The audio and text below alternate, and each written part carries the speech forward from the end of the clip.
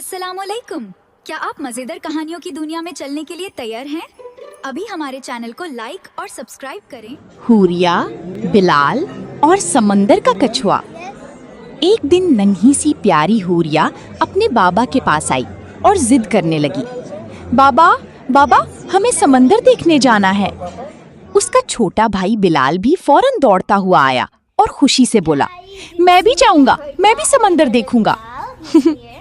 बाबा दोनों बच्चों को देखकर मुस्कुरा दिए और बोले, अच्छा मेरे बच्चों, आज हम सब समंदर के किनारे चलते हैं। ये सुनकर हूरिया और बिलाल खुशी से उछलने लगे। दोनों ने जल्दी जल्दी अपने खूबसूरत कपड़े पहने और बाबा के साथ गाड़ी में बैठ गए। रास्ते में चले गए। रास्ते में दोनों बहन भाई हर चीज को हैरत से देख रहे थे। कहीं ऊंची इमारतें थीं, कहीं रंग बिरंगी दुकानें। अचानक हूरिया की नजर एक छोटे से कछुए पर पड़ी। वो फौरन बोली, बाबा बाबा मुझे ये नन्हा कछुआ चाहिए, ये कितना प्यारा है। बिलाल भी खुश होकर बोला, वाह ये तो मेरा दोस्त बनेगा। बाबा ने बच्चों की खुशी देखकर वो नन्हा कछुआ खरीद दिया। हूरिया पूरे रास्ते उस नन्हे कछुए को प्यार से हाथों में पकड़े रही, जबकि बिलाल उससे बातें करता रहा। छोटे कछुए डरो नहीं, हम तुम्हारे दोस्त हैं। कुछ देर बाद वो समंदर के किनारे पहुंच गए। वहां ठंडी हवाएं चल रही थीं, लहरें शोर मचा रही थीं और सूरज पानी पर चमक रहा था।